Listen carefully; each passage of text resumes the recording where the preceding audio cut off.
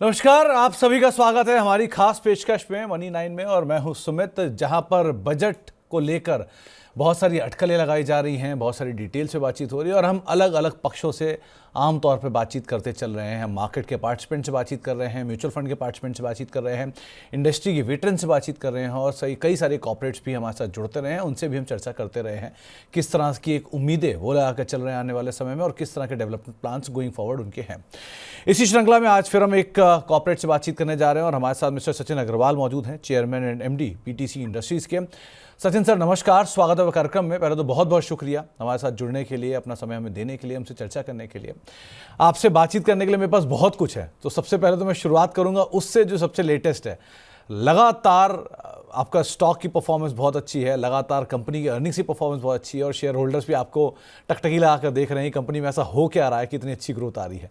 तो पहले वहीं से मैं शुरुआत करूंगा कि सर ऐसे क्या हो रहा है कि बाजार भी बड़ा खुश है, शेयर होल्डर्स भी खुश हैं, सब कुछ अच्छा अच्छा चल रहा है, किस तरह की सिचुएशन है सर अभी?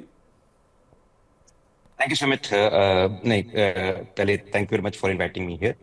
और जो बेसिकली हम लोगों ने जो जर्नी चालू की थी आज से 5-6 साल पहले, जिसका पर्पस है कि देश को टेक्नोलॉजी और कैपेबिलिटी की क्षमता में दुनिया के बराबर सबसे बेहतरीन जो कैपेबिलिटीज हैं उसके बराबर सेट करने में, डिफेंस और एयरोस्पेस की मैन्युफैक्चरिंग में, उसमें सबसे इंपॉर्टेंट कड़ी जो है सुमित, वो है नीचे मटेरियल से लेके कंपोनेंट की सप्लाई की। प्लेटफॉर्म्स और इक्विपमेंट तभी बन पाएंगे जब हमारे यहाँ मटेरियल, क्रिटिकल मटेरियल और component, critical core manufacturing capabilities हों। उसकी मुहिम हम लोग ने शुरू की थी और उसके तरफ हम लोग ने बहुत सारे पहल रखे। Titanium casting, super alloy castings पे बीच में आपने देखा होगा कि हमने, और पिछले साल सिंगल क्रिस्टल कास्टिंग्स बनाने का जो हवाई जहाज के इंजन के ब्लेड रेंज में जाता है। फिर अब जो ये नया प्रोजेक्ट उसमें हम लोगों ने यूपी डीआईसी में, यूपी डिफेंस इंडस्ट्रियल कॉरिडोर में सेटअप किया, उसमें इन्वेस्टमेंट कुछ साल भर पहले चालू हुई। अब आप देखेंगे कि उसका पहला हम लोग ने अनाउंसमेंट किया कि हमारी जो पहली वैक्यूम आर्क रीमेल्टिंग फर्नेस है, जो कि टाइटेनियम इनगट बनाने के काम आती है, उसकी कमीशनिंग हमने पिछले महीने कर दी। तो अब एग्जीक्यूशन पे आने लगा है मामला। तो अब ये पाइप ड्रीम नहीं रह गई, अब ये विजन ही नहीं रह गया, अब ये जमीन पे आने लगा। और ये जमीन पे आकर करके अब हमको दिखने लगा है। और यही मेरे ख्याल से जो शेयर होल्डर्स हैं हमारे, बहुत इंपॉर्टेंट शेयर होल्डर्स हैं, जितने पूरे मार्केट के लोग हैं, वो ये देख रहे हैं कि एक तो क्या विजन है, क्या पॉसिबिलिटीज हैं। क्योंकि इसमें अभी तक कोई भी इंडिया में एंट्रेंट नहीं है। जो भी हम कर रहे हैं वो सब कुछ नया है देश में, और ऐसी कैपेबिलिटी क्रिएट कर रहे हैं, और वो भी ऐसी स्केल पे क्रिएट कर रहे हैं कि जो ग्लोबल लेवल पे है, ग्लोबल स्केल पे है। तो बस इंडिया ही को सर्व नहीं करना है। मेक इन इंडिया, जो मोदी जी ने कहा है, make in India, make for the world, हम उसके तरफ फोकस कर रहे हैं। और इसमें हमारे फॉरेन के जितने भी कस्टमर्स हैं, साफरान है, प्रैट एंड विटनी है, और भी जितने हनीवेल हैं, दासो एविएशन, जिसको रफाल का हम लोगों को कॉन्ट्रैक्ट मिला कि टाइटेनियम कास्टिंग्स जो रफाल में जाएंगी, दासो एविएशन की, उसमें हम लोग सप्लाई करेंगे। तो हम सबके सप्लाई चेन में भी लग रहे हैं इंटरनेशनली, और साथ साथ में इंडियन डिफेंस एरोस्पेस इकोसिस्टम को सर्व करने के लिए जो पूरा एंड टू एंड है, मटेरियल बनाने से लेकर के कंपोनेंट फिनिश प्रोडक्ट तक का देने का, वो हम पूरा कवर कर रहे हैं और ये अब एग्जीक्यूट हो रहा है। तो सचिन सर, क्योंकि आप बहुत सारी इंडस्ट्रीज़ को केटर करते हैं, आप इंजीनियरिंग में भी हो, आपके बहुत सप्लाईज डिफेंस में भी जाती है, रॉल्स रॉयस जैसे कस्टमर, इमर्सन, एल्स्टॉम, जी, सीमेंस, एक बहुत लंबी सूची है जिनको आप एक्सपोर्ट भी करते हो, एविएशन में भी हो। सो बहुत सारी उम्मीदें आप लोगों की होंगी आने वाले बजट से, as an industry, as an investor या फिर एज एन एंटरप्रेन्योर। सो क्या उम्मीदें आप लगाकर चल रहे हो कि मेक इन इंडिया का एक बहुत बड़ा हिस्सा आप लोग एग्जीक्यूट कर रहे हो, गवर्नमेंट के डिफेंस कॉरिडोर में भी आपका कामकाज है। सो इस तरह की चीज़ों के साथ अब व्हाट नेक्स्ट? मेरे ख्याल से जो गवर्नमेंट ने पहल रखी है, अगर उसको आगे बढ़ाते रहें और उसमें बढ़ोतरी लाते रहें, वो सबसे इंपॉर्टेंट है। जो मेक इन इंडिया की रिक्वायरमेंट है, उसको थोड़े टीथ अब और देने पड़ेंगे मेरे ख्याल से, कि देश में बनने के कुछ एडिशनल एडवांटेजेस होने चाहिए, तभी ये मैन्युफैक्चरिंग पनप पाएगी देश में। उसके लिए बजट में, मैं ये नहीं कहता हूं कोई इंसेंटिव या कम, लेकिन कम से कम या प्रोटेक्शनिज्म भी नहीं चाहिए, लेकिन कोई तरीके रखने पड़ेंगे जिसमें कि जो देश में बन रहा है, मटेरियल बन रहा है, कंपोनेंट बन रहा है, प्लेटफॉर्म बन रहा है, इक्विपमेंट बन रहा है, उसको हमेशा पहले सपोर्ट किया जाए इंडियन डिफेंस रिक्वायरमेंट के हिसाब से। उसके बाद साथ साथ में आपने ऑलरेडी इसमें मेंशन भी किया है पीएलआई स्कीम। अभी डिफेंस में कोई पीएलआई स्कीम नहीं है, लेकिन डिफेंस ऐसी इंडस्ट्री की जो इतनी ब्रॉड है, उसके लिए एक जनरल पीएलआई स्कीम बनाना थोड़ा मुश्किल है।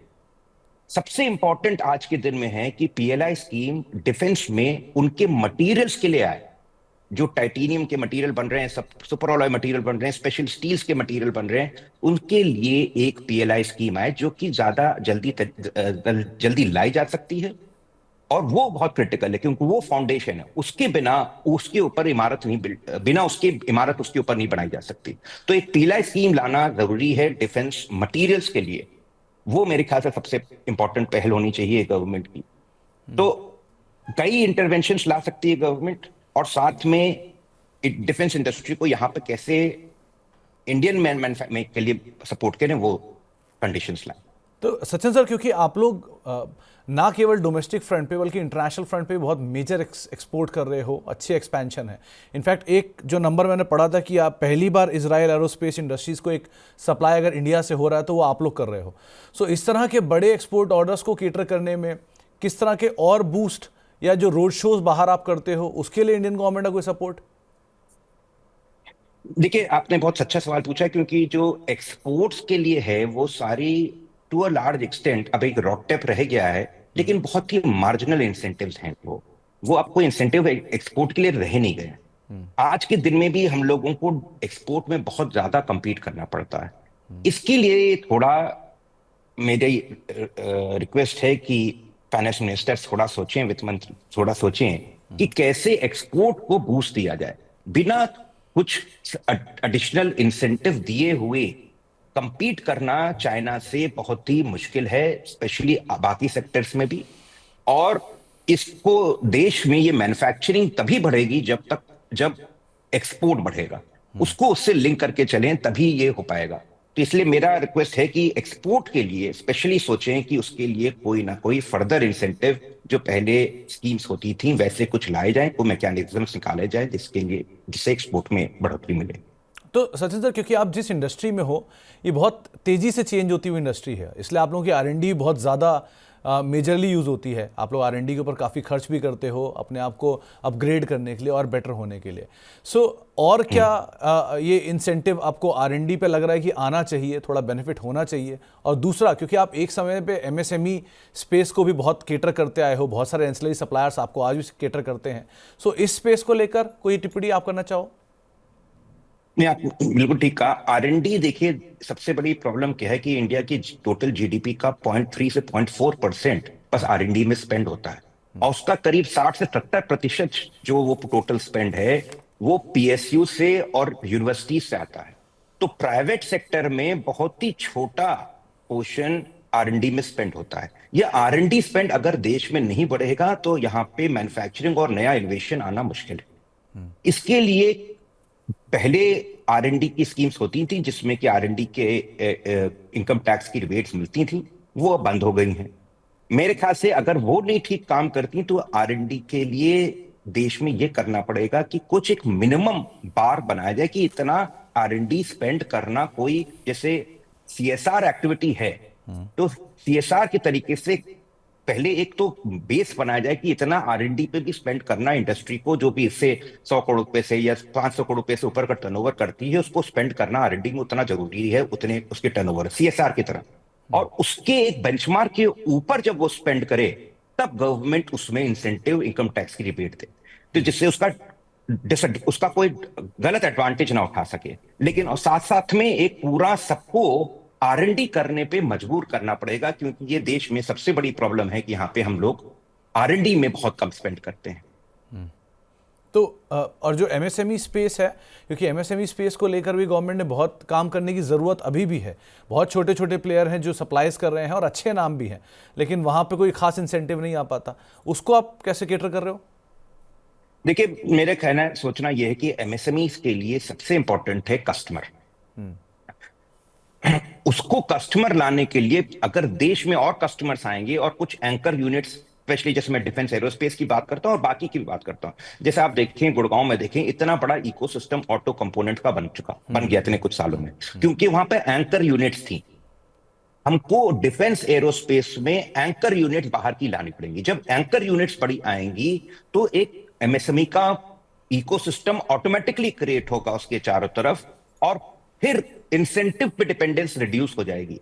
लेकिन कम से कम उनको सपोर्ट करने के लिए, प्रमोट करने के लिए उनकी मार्केटिंग स्पेंड, ये सब कई स्कीम्स ऑलरेडी गवर्नमेंट की हैं, लेकिन और साथ में उनकी जो डिपेंडेंस है पीएसयूज पे, उसके वजह से डीपीएसयूज पे भी, जो उसके वजह से जो उनकी कैश में, उनकी वर्किंग कैपिटल में थोड़ी दिक्कतें आती हैं, वो काफी गवर्नमेंट ने रिजॉल्व करी हैं, लेकिन थोड़ा सा उसमें भी और काम करना बाकी है। तो सचिन सर, अब वो डिफेंस इकोसिस्टम की बात हो रही है, सो आती है उस यूनिट की बारी जो कि एक नई कैपेसिटी आपने 15,000 स्क्वायर मीटर में लगाई है 50 एकड़ लैंड में, और ये यूपी डिफेंस इंडस्ट्रियल कॉरिडोर के अंदर लगाई गई है।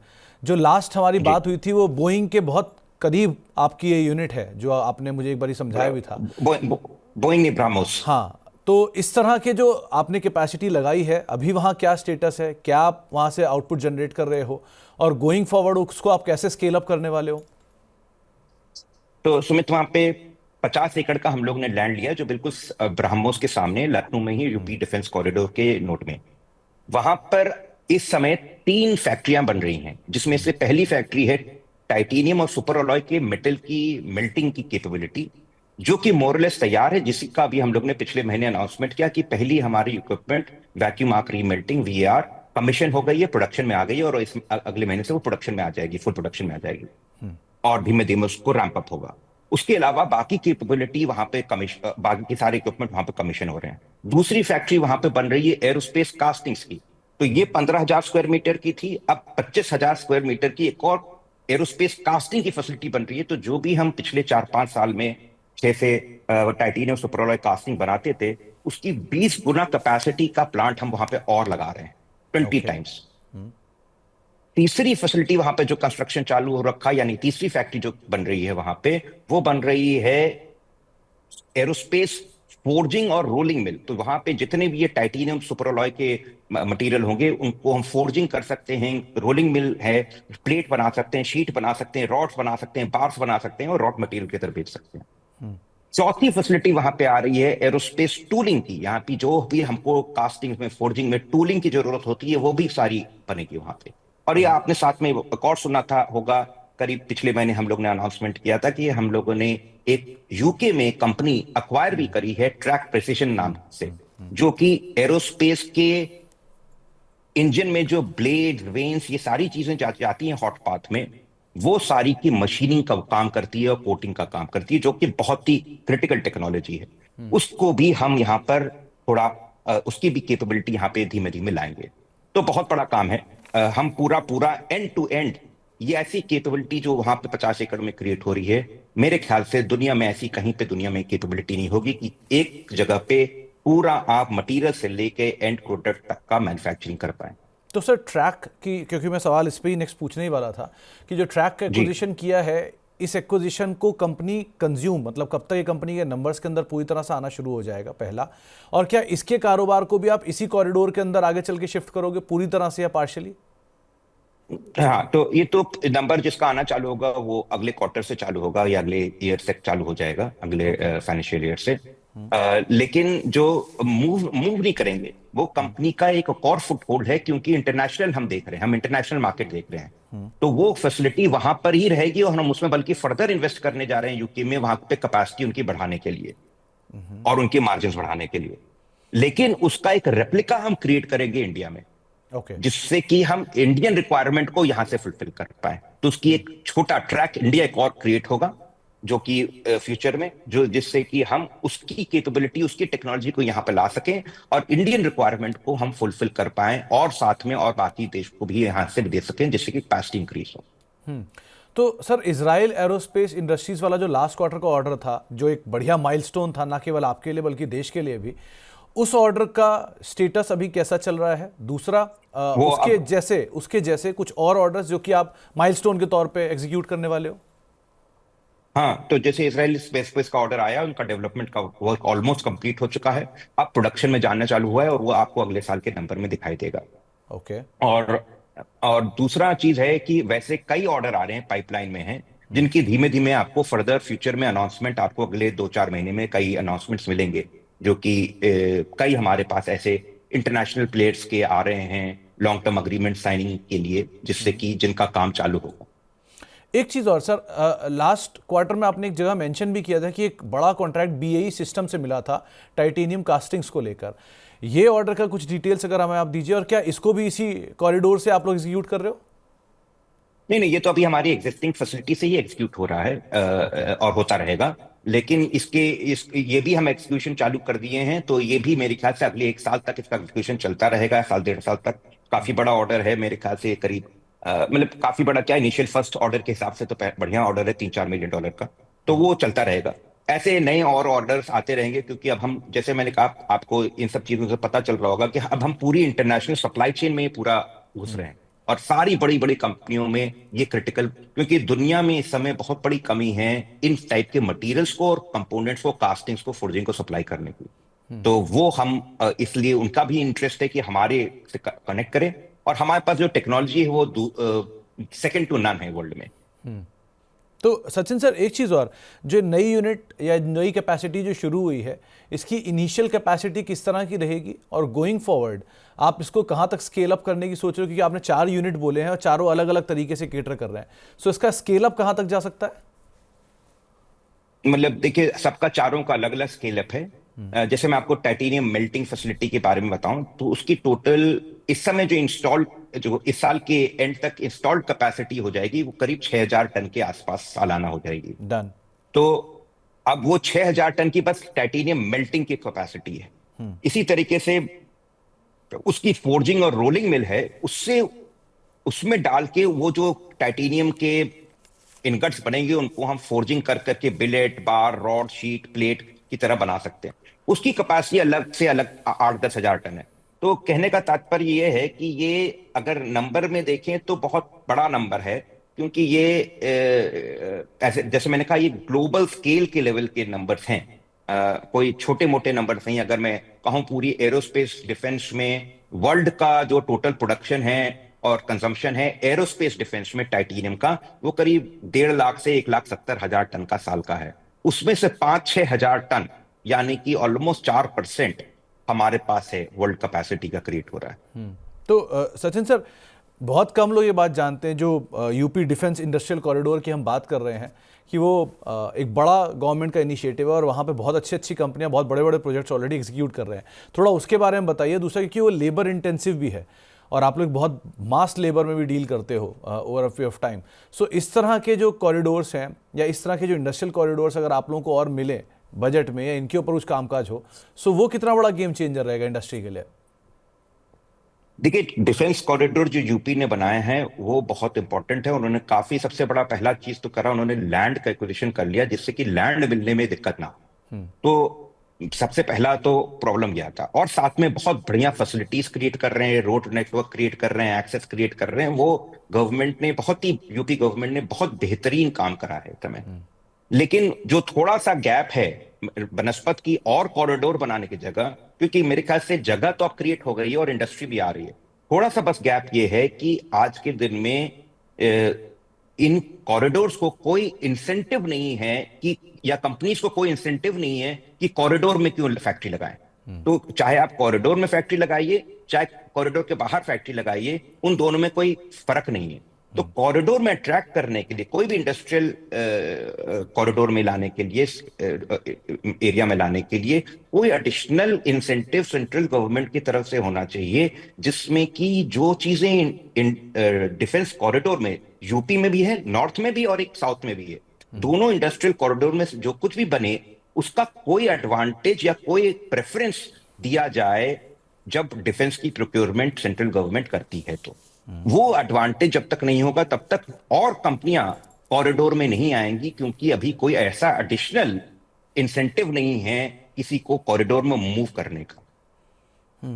तो सचिन सर, क्योंकि इस तरह के मेगा ऑर्डर्स आप लोग एग्जीक्यूट करते हो, बड़ी लॉजिस्टिक भी ज़रूरत पड़ती होगी आप लोगों को, क्योंकि आप लोगों को एक्सपोर्ट भी करने अपने प्रोडक्ट्स को। सो ये लॉजिस्टिक सॉल्यूशंस जो होते हैं या जो सर्विसेज होती हैं, क्या ये एमिकेबल है आप लोगों के लिए इतना मूव कराना इतने बड़े बड़े इक्विपमेंट्स को? नहीं, डिफिकल्ट है, लेकिन देश का इंफ्रास्ट्रक्चर, रोड नेटवर्क बहुत तेजी से इंप्रूव हो रहा है। और मेरे ख्याल से इसमें अब इंडस्ट्री को कंप्लेन करना, जैसे आज से मुझे याद है 5 7 10 साल पहले हम लोग बोलते थे इंफ्रास्ट्रक्चर इंफ्रास्ट्रक्चर के बारे में प्रॉब्लम, अब वो कंप्लेन हम नहीं कर सकते, क्योंकि जो चीजें या तो स्टैब्लिश हो गई हैं या हो रही हैं, तो वो गवर्नमेंट ने बहुत बेहतरीन काम करा है इंफ्रास्ट्रक्चर क्रिएट करने में। और जैसे हम लखनऊ की बात करें, यहाँ पे तो कितने 50,000 करोड़ रुपए का, 60,000 करोड़ रुपए का इन्वेस्टमेंट बस लखनऊ में हो गया है पिछले कुछ सालों में। जो इतने सारे फ्लाईओवर्स, इतने हाईवे हम देखें, कानपुर रोड पे पूरा पूरा एलिवेटेड रोड बन रही है, तो बहुत बेहतरीन काम हो रहा है। इसमें कोई अब हम लोगों को कंप्लेन करने की कैपेबिलिटी नहीं है। एक चीज़ और सर, क्योंकि आपके नंबर सामने हैं, सो बहुत कुछ तो नंबर से मैं बात कर नहीं सकता हूँ, तो साइलेंट पीरियड होता है। लेकिन एक इंटरेस्टिंग चीज़ मैंने ऑब्जर्व की है कि पिछले कई सालों में कंपनी का एबिटा बढ़ता जा रहा है, और हर साल दर साल बढ़ते बढ़ते वो 30 33 35% की रेंज में पहुंच रहा है। इस तरह के बढ़ते एबिटा को और बढ़ाना या मेंटेन करना एक बड़ा चैलेंज होता है, जो शेयर होल्डर ज़रूर देखेंगे। इसको आप कैसे करने वाले हो? नई कैपेसिटीज़, नए एडिशन, नया एक्विजिशन, क्या ये मार्जिन को मेंटेन रखवाएगा? आपने बहुत अच्छी बात पूछी सुमित। तो देखिए, एक हमने जैसे जो एक्विजिशन किया है, एक्विजिशन का खुद का EBITDA एक मार्जिन है जो कि कम है, लेकिन हमारा पहला पर्पस है एक्विजिशन के लिए कि उनका हम मार्जिन इंप्रूव करें, जो कि हमारे अगले 2 साल 3 साल में करें। जो एग्जिस्टिंग जहां पे हम प्रेजेंट है, जैसे आपको बताया कि सारी इतनी बड़ा नया कैपेबिलिटी 50 एकड़ में क्रिएट हो रहा है, ये सारा चीज पूरा जितना सप्लाई चेन है, ये सारा इन हाउस ला रहे हैं। तो हर जगह जितना मार्जिन है वो हम सब, मार्जिन हमारा है। हम मटेरियल बनाने से लेकर के कास्टिंग बनाना, फोर्जिंग बनाना, प्लेट बनाना, शीट बनाना, सारा प्रोसेस इनसाइड है। तो सारे मार्जिन्स हमारे पास हैं। और जिन सेक्टर्स में हैं, जिस टाइप के टेक्नोलॉजीज में हैं, उसमें दुनिया में गिने चुने 4 5 प्लेयर्स वर्ल्ड में, हम देश में तो कोई नहीं है, लेकिन गिने चुने 4 5 लोग हैं, कंपनियां हैं जो ये सब बना सकती हैं। इसकी वजह से ये बहुत ही प्रोटेक्ट, टेक्नोलॉजी की वजह से बैरियर और इन्वेस्टमेंट की वजह से बहुत बड़ा बैरियर है। तो इसमें आना, प्रवेश करना भी, और इसको सेटअप करना भी, और इसका जो जेस्टेशन पीरियड है टेक्नोलॉजी का डेवलपमेंट का, वो 8 10 साल का है। वो भी आसान नहीं है। इसलिए यहाँ पे मार्जिन, जैसे आप कह रहे हैं, वैसे हमारे मार्जिन भी बढ़ते रहे और बढ़ते रहेंगे और मेंटेन भी रहेंगे, और या बढ़ेंगे या मेंटेन होंगे। और साथ साथ में और चीजों को लाने की वजह से हमारे मार्जिन फर्दर इंप्रूव होंगे। तो सबसे बड़ी इंपॉर्टेंट चीज हम लोग को, आपने बिल्कुल ठीक कहा, कि इस शेयर होल्डर्स के लिए है कि यही नहीं कि हमारी टॉप लाइन ग्रोथ हो, सबसे इंपॉर्टेंट चीज है कि हमारे पास सस्टेनेबल बॉटम लाइन होनी चाहिए, और वो सब बॉटम लाइन भी एज अ परसेंटेज ग्रो करनी चाहिए। इनफैक्ट आपने तो जो पावर तक को कैप्टिव बेसिस पे बनाया, तो उससे भी मार्जिन को और सपोर्ट मिल ही रहा होगा। एक चीज़ और सचिन सर, इतना बढ़िया केपेक्स है आपने लैंड एक्विजिशन से लेके, क्योंकि बहुत बार जब हमारी बात हुई तब लैंड से लेके एग्जीक्यूशन तक के पार्ट में हम आपका हिस्सा रहे हैं।